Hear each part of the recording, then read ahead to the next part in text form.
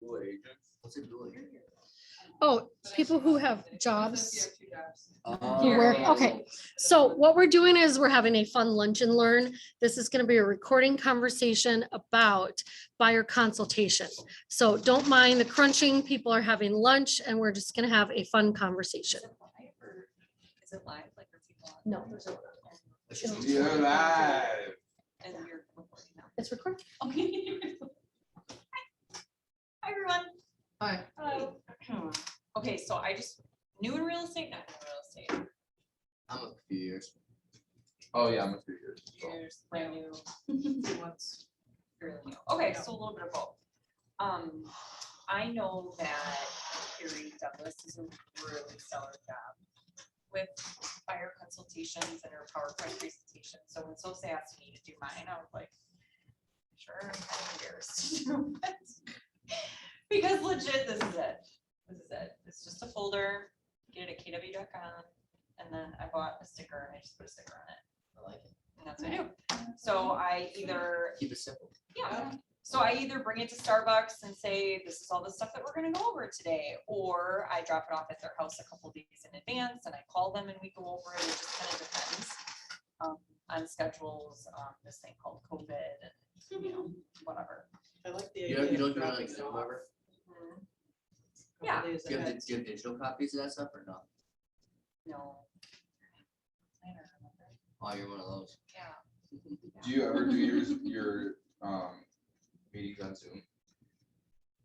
Like your buyer agencies, I'm sorry. You know, during COVID, when we were only meeting like at the houses and doing showings and trying to limit contacts, I gave my clients the question No, of, hey, I'd like to spend, because I won't see anybody at a house until I do this. Number one, it's the buyer agency agreement. That's the most important. And then it's living in this market in the moment of, you got to write an offer like the day you see the house. I don't want to go over all this stuff while we're writing the offer. I want them to walk into a house and know these are the expectations of if I buy this house, this is what we all got to do. Yeah, that's for sure. That's what, yeah. So I just tell my people like, hey, I got Nicole, I got your name and number from so-and-so and I want to buy a house. Great. I need an hour of your time before we can start looking at houses. When are you available? Do you want me to meet me at Starbucks? Do you want me to do this? Do you want to do it over the phone? Do you want me to do it over Zoom? 90% of the time they're like, I'll meet you at Starbucks or you can just call me. They usually don't do the Zoom. They never go here. You never meet here. No. No. Do I think that meeting in an office is a more professional setting? Yes. But I feel like we're overloading them with so much information to meet somewhere like a Starbucks is a little bit more casual, a little bit more laid back. And Yeah, I've done it all works. Whatever Yeah. you're comfortable with. And I work with a lot of families that are more east and south. Mhm. That to take both of us all the way out to New Berlin would be far. So I don't think I really have a preference Time for you. for it. No. When I live in Franklin and when my office was in Franklin, then it was always at my Franklin office. Nice. Because, you know, I had a key, I could go whenever I wanted. Not that I can't do that here, but it was just convenient because my office is where I live. So, yeah. Mark Smith was just sitting next to me and I opened it up and he's like, oh, it's smart that you have all that stuff highlighted. But really the things that are highlighted in here is my script. So it's kind of a cheat where my clients probably think that I'm highlighting things for them, but I'm really not. So on the left-hand side, the first thing that I go over is the buyer agency agreement. Okay. And I just basically tell them that in Wisconsin law, we as agents automatically represent the seller. So buyer agency is always something that I really struggled with getting because I didn't want to ever feel like in order for me to work with you, I need you to sign this now. Yeah. And I just say, look, in Wisconsin, the law states that I represent the seller. So if you and I go look at a house and you ask me about the basement or you want to know about price or any of those things, I really can't answer those questions because I represent the seller. But this is a buyer agency agreement that says you hired me to now represent you. So we can go look at any house that you want. I can answer any questions that you want. And I am 100% in your court. So let's go over it. This is me saying that I'm your buyer's agent, and we just talked about why that's important. The purchase price range is initially just that. It's an initial search parameter. So I could put $1 million in here. It really doesn't matter, but it's a conversation that you and I are gonna have once we get your pre-approval and we talk about where you wanna be for price, so that you and I know where you wanna be. Compensation always the big white elephant in the room, and it's how I get paid. Do you charge anybody? No, I don't either. I always say, you know, I'm your gift, and that my services are free until you buy a house and the seller actually pays me, but just be prepared that when you call me to list your house later, that Right. now you have to pay me. Yeah. So I don't know how true this is, and I'm sorry, I don't mean to like jump in my presentation here. Nope, all good. This is a I saw something online, which means it's automatically true, right? Where somebody talked about how, like, you know, and I've used this plenty of times, like, as the buyer agent, you know, you buyer are not paying me to work with you. But I explained, like, the seller, I get paid at closing, and seller pays commissions to the listing agent, who then splits it with the buyer's agent. However, something I saw talked about that being like an antitrust violation. So I don't know how true that is, and I need to look into it more before just trying to explain it to all of you, but I think there's a lawsuit going on with NAR about that right now. But explain an antitrust. It's like saying that buyers have to know that they're actually paying for it technically, because the price reflects the commission that, I don't know. You can explain it in two different ways, like and it just depends which side you're talking about, right? So on the buyer side, I tell you as my buyer, you're not paying my commission. Right. Because when you look at the closing documents, not. it comes out of the seller's side. Yeah, But when you represent the seller, you can say, the good news is you're not actually paying my commission, the buyer is, because the buyer dictates the purchase price. sure. So if they're over, you know, if they're going over the purchase price, whatever their purchase is, it's coming out of their money. Yeah. But really it's coming out of their net proceeds. Yeah. right. Yeah. Yeah, I do think that the biggest There's a little problem- bit of like ambiguity in that. Right, I think the biggest problem is when people were just straight up explaining like, oh yeah, you don't, like, I work for you for free. Saying something like that is why this whole antitrust violation. with Maybe NIR. they're not even explaining that there is compensation. I don't Mhm. know. Yeah. I wouldn't worry Something about along it those yet lines. until it's something that we're told from compliance or something. Yeah. Yeah, Well, and the two of you are newer, but this year was crazy. I mean, Oh, yeah. listings were selling so fast, listing agents had to be competitive Right. and say, oh, I'll list your house for 4% if I get it, because you Yeah. know it's gonna sell. But what does that mean? That means that the 2.4% that goes to a buyer agent is probably only gonna be 2%. Sometimes, yeah. If the listing agent's cutting their commission, they're definitely cutting into mine as well. So Yeah. when it came to compensation, I was telling people like, you know, 2.4% is what a buyer's agent makes. And right now in this market, listing agents aren't paying that. So if that situation comes up, then we can revisit compensation. But I'm not gonna scare my people and say, "Wait, so you're gonna owe me?" I mean, my time is valuable and I deserve to get paid just like you deserve to get paid when you go to work. So if that comes up, then we'll just revisit this and we'll talk about it on a case by case. Same thing with a for sale by owner. If a for sale by owner does not want to pay my commission, that's something that we're gonna have to talk about. Yeah. So those are all, I really hope we don't get back to the spring market like we had last year. It was great for sellers, but man, it sucked for it buyers. was brutal. Yeah, it made our jobs really hard. On page 2 is disclosure to clients. So we do not sign the buyer agency. These are all of the things that I'm responsible for. But if you do enter into an agency agreement with me, then I can give you advice on real estate matters. And I must provide you with all material facts of the transaction, not just adverse facts. And I must fulfill all your lawful requests. I will let you know when an attorney needs to be involved, and I will never place your interests ahead of my own. So I'm kind of like selling myself in the buyer agency of why it's a good idea to sign this. You guys can do whatever you want in your business, but there's the 3 different designations of agencies. I'm a redhead and I'm very strong-willed and very opinionated. So the designation that I do not give an option for is that the same firm may represent me and the other party as long as the same agent is not representing us both. So I will tell them what listings that I have available and say, if you're interested in any of those, I can't represent you as a buyer. But I can't represent you and the seller at the same time because I just don't think it's in your best interest. I did it once when I bent the rule on this. It was so hard. But there's a lot of agents that will double pop, put their sign out in the yard for a listing, snatch a buyer, write their offer too, and double pop the commission, and that's great. But I can't do that in my world. More definitions. So if you ever need, a reason to go to sleep at night, you just pop this open. Rental provisions are on this side, but I don't deal with rentals, and then delivery of documents. So we can meet anytime that you want to go over documents and explain them similar to how we're doing today. And then most formally, we can email. So for the client, that would be you. And for the firm, that would be me. This gives us permission to be able to email each other back and forth. Term of the contract would be whenever you decide to sign this. Again, I'm not saying you need to sign this today, but term of the agreement is whatever day you feel comfortable that you want to move forward and I can show you houses.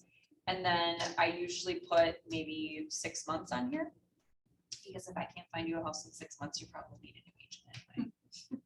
I try to make it a little lighthearted, but I definitely do not keep people tied to a 1-year buyer agency agreement. I want them to feel like I'm going to work the hardest I can.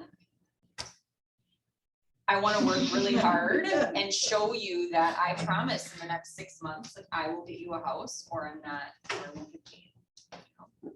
So client, you guys sign here, I sign there, and then we are free to go on houses. So again, I'm just going to leave this in here. I'll send it to you electronically. So just let me know whenever you're ready to sign it. And that's kind of how I end it. 90% of the time when I'm done going over all this information and I ask if they have any questions, they say, so when can you send that to me? Nice. So that's my script and that's kind of how I present it. If you want to say, or do you want to sign this now? Like, I don't know what your closes are or how aggressive you are with your clients, but that's kind of my soft passive aggressive approach. Yeah, my And it's- last two were just like, yeah, so when you guys decide you want me to be your agent, just go ahead and we can get this signed, and then right then and there at the table, they were like, yeah, let's do it. So, And it's really cute when you're with couples, because then they kind of look at each other and they're like, right Mhm. now, right? Like, we'll just that's exactly it. and it's really cute. So, I mean, I feel like going over it and showing the value and going over all the talking points creates your value, and it's almost a no-brainer. Like, duh, we're gonna sign it. Get them while they're hot, right? Here's your pen. Do it. Do you want to use your pen or my pen? But do you see what I mean about everything that's highlighted? Yeah. Or Yes. all, like, they're basically my script where it's like, okay, here's my talking point. Okay, here's my talking point. And then I'm able to leave this with them so that when they look at the highlighted things, they can say, oh, I remember what she said about that. It's kind of a benefit for both people. We all know what this is, right? It's the NBR. I used to have a really hard time describing it, and I feel like I still kind of do. But I just tell people that this is just a disclosure that our brokerage requires us to do. So this is to give you notice that your real estate brokerage company, Keller Williams, has affiliated business relationships that I need to disclose that we work with. So for a title and settlement company, we use Focus Title. For a home warranty company, we're partnered with Home Security of America. And for mortgage lenders, we have both Bank 5.9 in-house and Keller Mortgage. So if you have any questions about any of those companies, let me know. And then at the bottom of each page, we need your initials. On the back here, it's important for you guys to know about wire fraud. It is a big deal. I think just in there, I tell them that I will never send you wired instructions. Yeah. So don't ever wire any money to anyone unless it's coming from your lender. Because you don't want your money not to show up at the closing table. That would suck. And then down here, I just highlight that I do not give legal advice. So state law prohibits real estate licensees from giving legal advice. Those are things like property lot lines, and I forget what else I throw in there. But our job is to interpret contracts, not to give any legal advice, which gets a little bit sticky because there's some times where I would tell them like they're in breach of contract and I think you should sue them. And you have to say, yes, you're in breach of contract, and I would reach out to an attorney.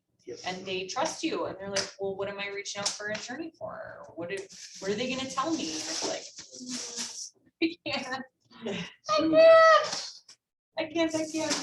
So just be careful, and I feel like when you point that out and note it, that when they say, well, what do you think? I'm like, oh, you gotta call an attorney, and they're like, Well, you one can, of you can those. take the offer to purchase and you can say breach of contract, this is what you can do. It says your options are sue for specific performance or this, contact an attorney, right? So we can do that. Right. We just can't say like, yeah, that's what I do. Why? The whys. Yeah. Whys. That's what I do. Cause they're like, well, what?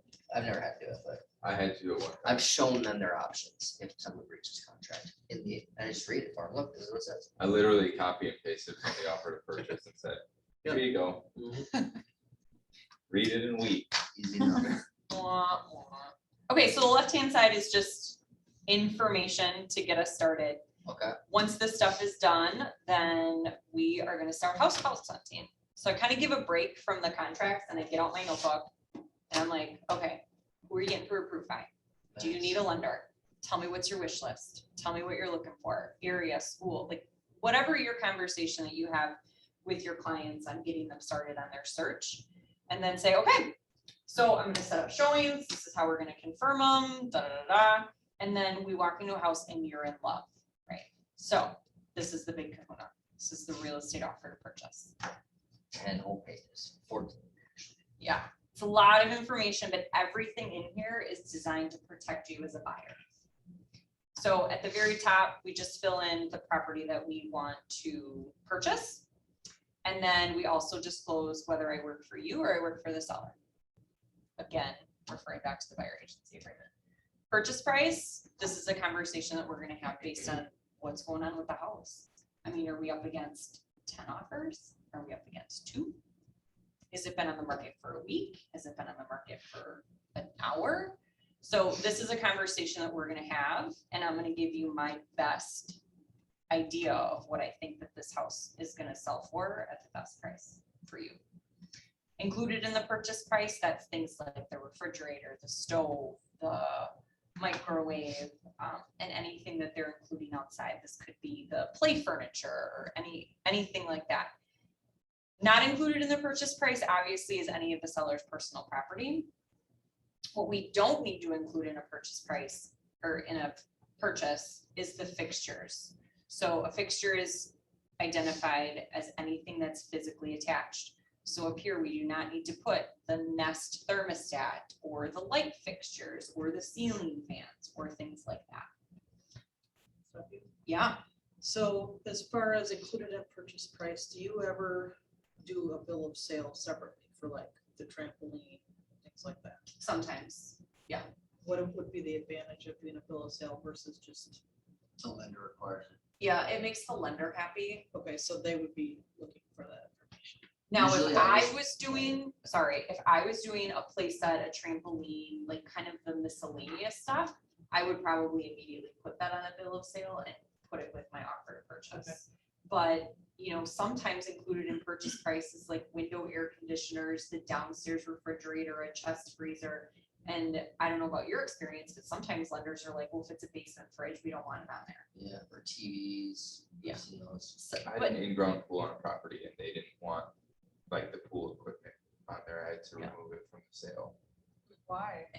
The Is there a lend, reasoning? it's not part of the sale. It's a separate item. It's Oh, not, okay. because when they're valuing a house, Oh, it's not okay. technically part of the value. Value, Yeah. sure. Fixtures. Okay. And when the lender is buying the house, they're buying it based on this contract. Yeah. They don't want to own pool equipment. Right. They don't Which is wanna- crazy because it's needed to operate the in-ground pool, which is Right. part of Yeah. the purchase. Right. So you can do it that way, or if you want to do it, you can just do it later. That's what I always do. Yeah. Yeah, When you they, said when the that. lender, because some lenders don't care, so it's like, all right, cool. And then some lenders are like, hey, we need to amend this, so. But it does create more work, so. But, Up to you. but your buyers are gonna be like, well, why, like, I gotta put it in my inclusions, otherwise they're not gonna leave it for me. So the bill of sale is proof But every lender is different, so some lenders allow a trampoline, so you just kind of like throw a bunch of stuff on here. Okay. And let the lender tell you the no What they want, okay. What they want, and it's just a simple signature anyway. But good question. Yeah. Binding acceptance, this is the deadline that we give to the seller to sign this and make it a binding contract, that yes, you are gonna buy this house.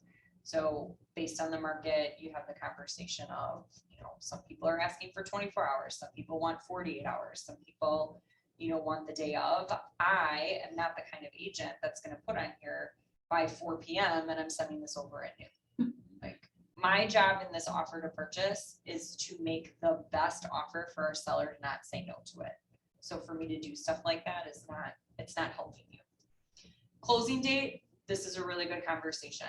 What's your situation? Are you renting? When is the last day of your rent? Like, when is the last day of your lease? When does that expire? Because then I pull out my planner and we go over that. You know, we're gonna start looking at houses this week. Let's say we put an offer in the next 2 weeks. What does 45 days look like? That puts us to, you know, beginning of March. At the beginning of March, that means that your first mortgage payment won't be due until May, because you have to wait that full 30 days. So having those conversations with them about what that looks like, oh, if my first mortgage payment isn't due until May, if we close in March, we can start looking now. Because I think buyers try to wait too long. So getting the calendar out, going over the dates, showing them what things look like. I mean, if you close March 4th, but your lease doesn't end until the 31st, look at all this extra time you have to move and clean and do those kinds of things. So, and then you move in and you don't have a month of mortgage or rent. Like, how awesome is that for an extra down payment or for furniture or for extra $1,000 in your purchase price, you know? So closing date is kind of a fun conversation to have, but it's specific to every buyer. On the next page is the earnest money. So I always kind of ask, like, do you have any idea what earnest money is? And everyone says no. So I stopped asking that. Yeah. I'm like, so earnest money, this is your skin in the game. This is like your deposit or like a security deposit to purchase the house. So if you're buying a house, but your earnest money is only like $500, how serious does the seller think you really are? Probably not. Now, if you're buying a house and your earnest money is like $3,000 and you're willing to lose $3,000 to purchase this house, the seller's gonna think you're a little bit more serious than somebody who put down 500. So this number does matter. Do you guys know the rule? It's 1% of the purchase price is what you usually put, and then I round it up a little bit. I was gonna say just 1%. In the springtime, it was doing 2%. $2,000 for everyone. Oh my Yeah, just flat gosh. rate, right? It Yeah. doesn't matter what house. They were all it's there. I was like, 10,000. do you really want a house? Yeah, all right, $10,000. Could have been a $200,000. Yeah. I mean, I'm probably gonna shoot myself for being recorded right now, but it is, I mean, unless your buyer just tells you, I don't wanna buy this house anymore and walks away, it is impossible to lose earnest money. Yeah, it should be. It should be very impossible to You lose just it. had it. You But got it back then. if your closing costs are $10,000 and your earnest money is $10,000, that means you show up to the closing table and bring no money with you. Because that earnest money that you put in as a deposit just transfers over to your closing costs. So if I've got a conventional loan that's, 20% down and they gotta bring like 20 grand to the table, I'm not saying put $20,000 in earnest money in, Right. but you can go heavy because I know you have it. Yeah. And it's gonna make the seller know that you're serious. So I think once you explain that earnest money is not money that just goes away at closing, that you actually get it back, they're just holding it for you. Yeah. That helps them put a little bit more money down. Yeah. But these are also conversations of, are you ready to buy a house today?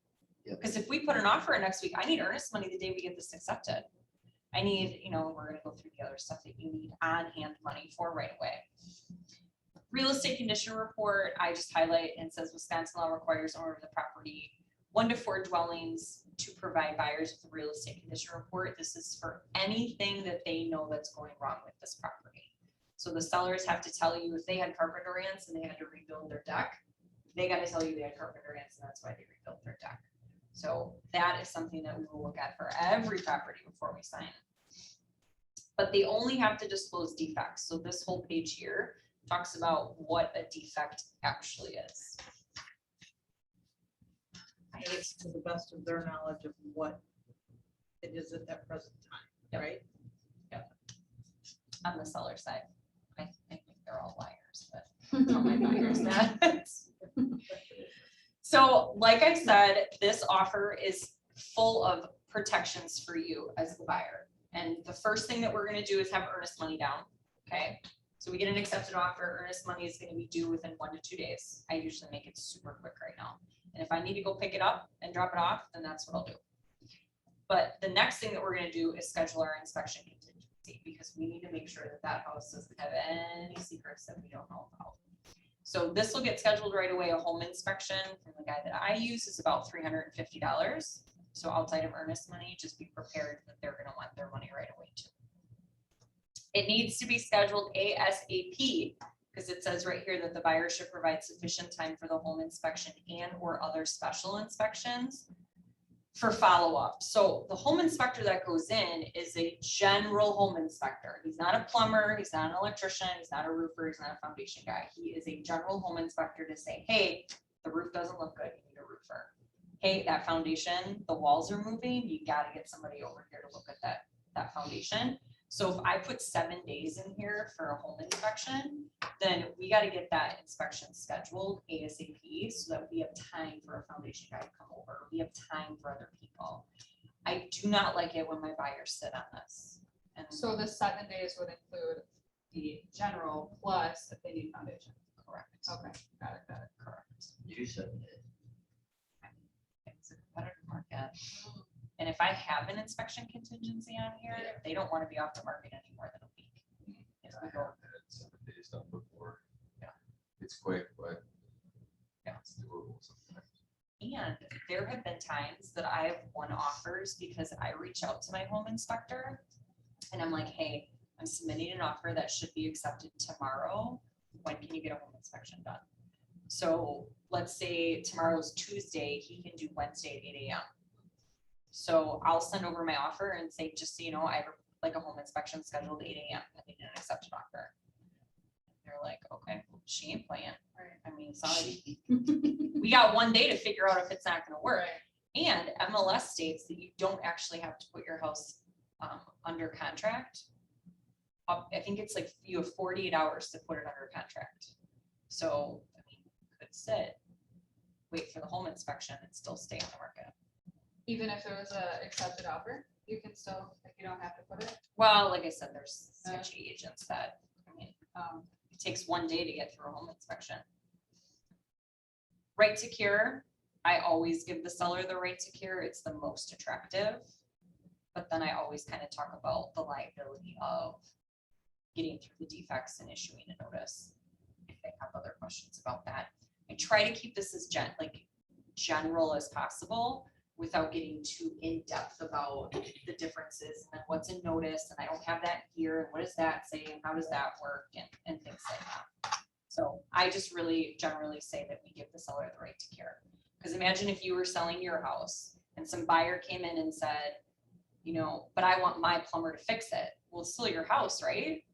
So we're gonna let the seller, but we're gonna make sure that in our inspection amendment, we state that we want a licensed plumber, that we want a licensed electrician, things like that. Okay. Next, which I still don't know why appraisal isn't before financing. Next is the financing commitment. So we know that you're approved at for a conventional loan.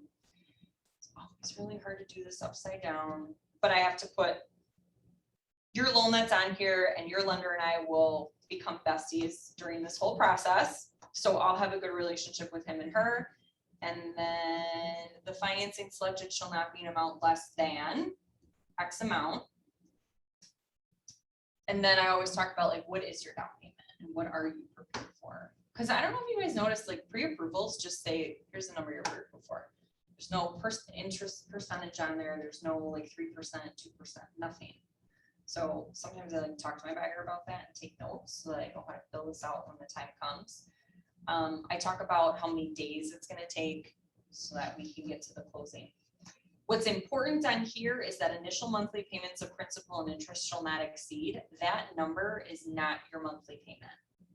That is just your principal and interest.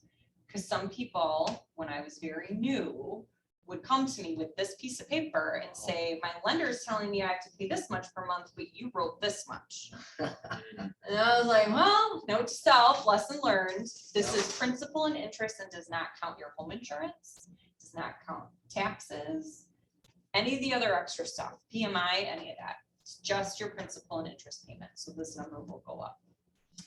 Fixed rate financing shall not exceed. Again, this is in your favor so that if we put that it's 3.2%, something really crazy happens with the market, it jumps to 6%. Now we have a reason to walk away. Be aware, this never used to be highlighted in my offers until just recently, that the buyer understands delivering a loan commitment removes the financing contingency from the offer and shifts the risk to the buyer if the loan is not funded. So this year I had a final loan commitment given to me. No conditions on it. Buyer signed it, permission to deliver, gave it to the seller. Now we're looking for closing. And the lender calls me and says, the underwriters came back with a condition, we can't close. Well, and I was like, that's not cool. That was $10,000 in earnest money. That is now completely unprotected. So I had to fight with the lender who was in Texas, and I finally sent her this portion of our offer, and I was like, you sent me a loan commitment with no conditions on it. Like, you put her at risk. So What happened? we closed. Nice. Don't mess with the redhead. That's all I'm saying. Okay, appraisal contingency. So again, do you know anything about appraisal contingencies? No. Okay, well, this is the bank who says, in order for us to buy the house for you, they need to send somebody out that says, yep, the purchase price of $250. I agree that this house is worth $250. So we have to send an appraiser out to get that done, and they have to indicate that the value of the property is equal to or greater than the agreed upon purchase price. So if we write an offer for $250 and the bank comes back and says, you know what, your house is worth $275, great, you just got equity. Seller never sees that number, you can know that you got a deal on it. If the appraisal comes back and it says the house is only worth $240, you got to come to the table with another $10,000, or the sellers need to lower their price. It's just another stop along the way to negotiate. So there's always a solution. My job is to create a good relationship with the other agent, and we'll figure something out. But that's another hurdle that if the sellers don't want to come down, then we can walk away because it's another contingency. Closing prorations. So we talk about the net general real estate taxes. So if we close on June 1st, the seller pays taxes all the way up until May 31st. And then on June 1st, you'll start paying the taxes for the property. So you'll get a credit on your closing statement. Title is just the seller's responsibility to make sure that they're not leaving you with any liens. More definitions. I talk about the buyer's pre-closing walkthrough. So 3 days prior to closing, we get another opportunity to finally look through the house, make sure a tree didn't fall on it, make sure there aren't holes in the walls or anything broken. I'm going to be flushing the toilets, running the sinks, doing all that good stuff, because the next is going to be your occupancy, and that's when you're going to move in. So the property shall be given to the buyer at the time of closing. You get the keys and you officially own that house. Any questions on that? Kind of went a little quick. I just point this out and say, if you're concerned about the registry, website's down below. And then I just go to the next page. I make that short and sweet. Delivery of documents and written notices. Again, just like we talked about with the buyer agency agreement, I can bring any contract in person. We can go over it just like I did today. And then email. So email is for the seller, which would be the selling agent, and the buyer, which would be me, because I'm representing you. So this offer to purchase says that me and the agent can exchange information, and then our buyer agency says that you and I can exchange information. So that's kind of how I explain that. Yeah. The addendum A is a catch-all. So a lot of this stuff might not even apply to the house that you're purchasing.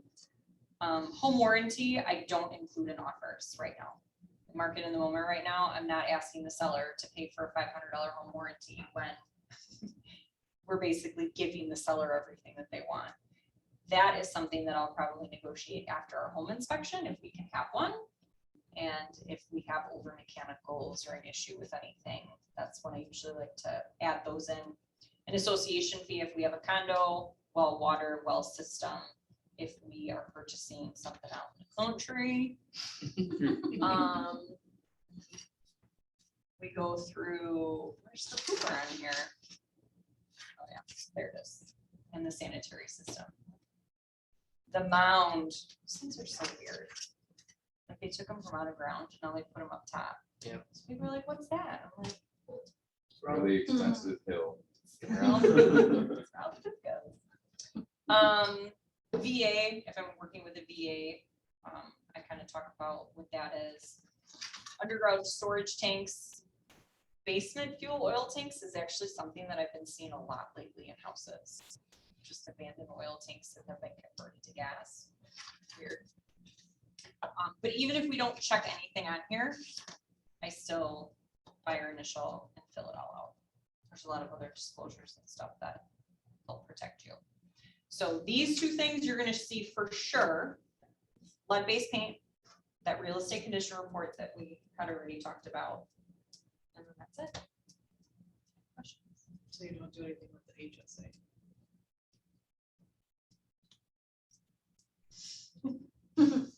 No. She knows. And then in my buyer packet, I have this, like a little postcard. Oh. So on the back, I make a little note. It says, my goal is to be the best thing to happen to my clients. And then I just write a little note about, thank you for meeting with me, looking forward to, all the good stuff you put on there. And then I put my lender and my business card here. And then I just kind of hand it over. So once all of that is done is usually when I get personal. Yeah. So I'm like, any other questions? No? So how'd you guys meet? Tell me about you. Oh, that's how you kind of build that relationship. Like it. What do you do for your buyer I'm not consults? saying anything right now. No, I haven't done them for a long time. really? I just Yeah. started doing them again. Mhm.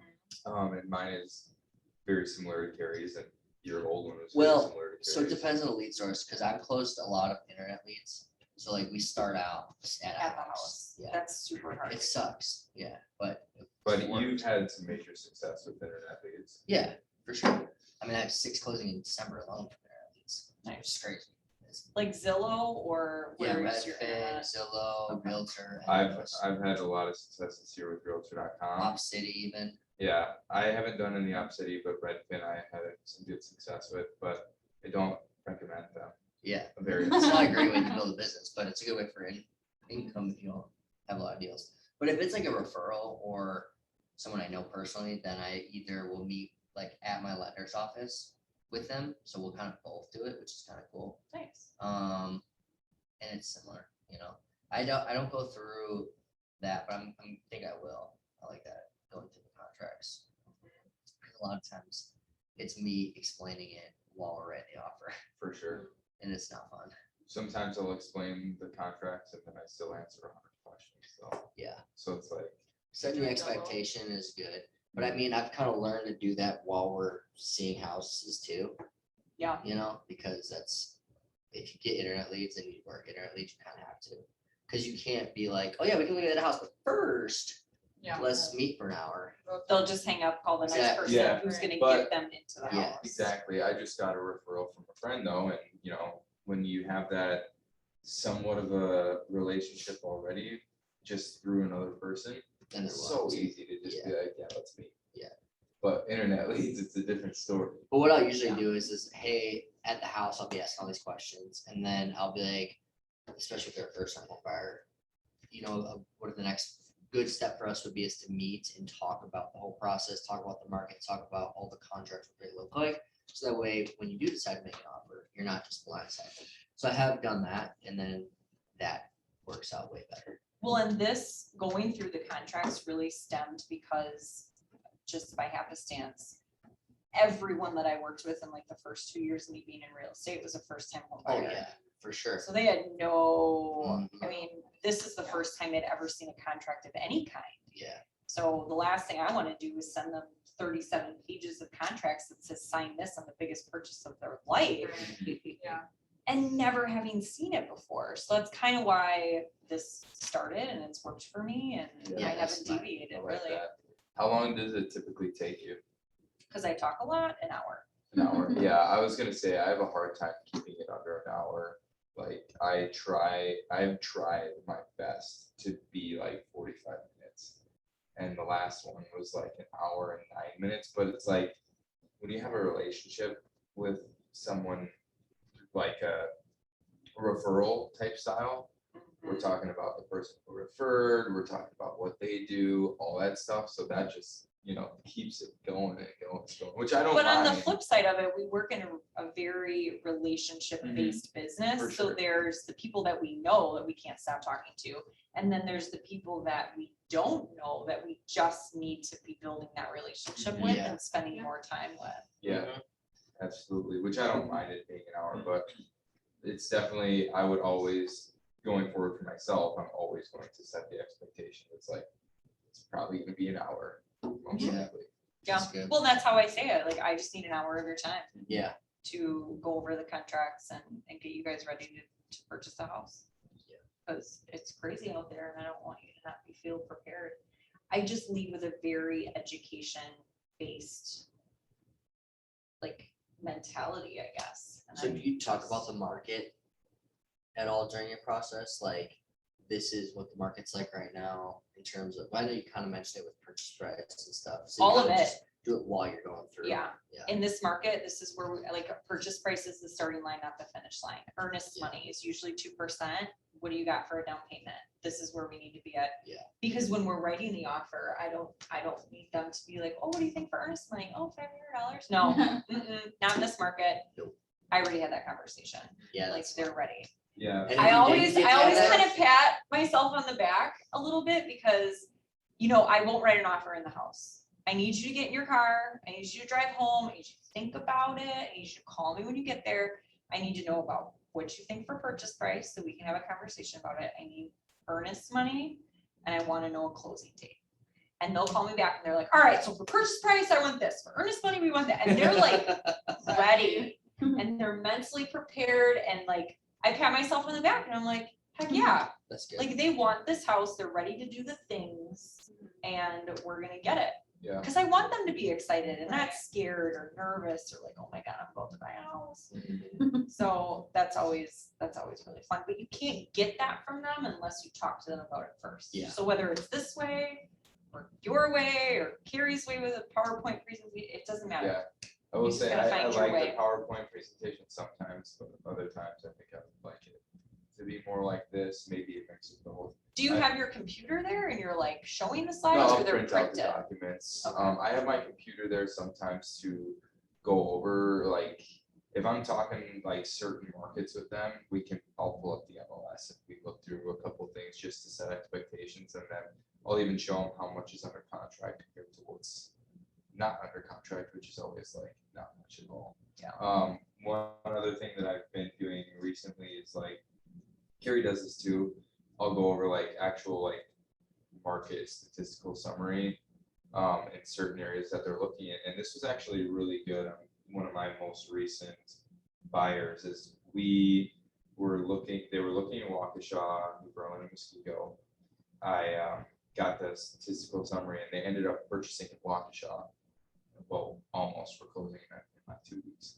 But we were looking at list price to purchase price. And I think sometimes people need to see that to really understand it. Where I've had in the past where I had a buyer, we were on the phone for our presentation thing, and it was about 45 minutes to an hour.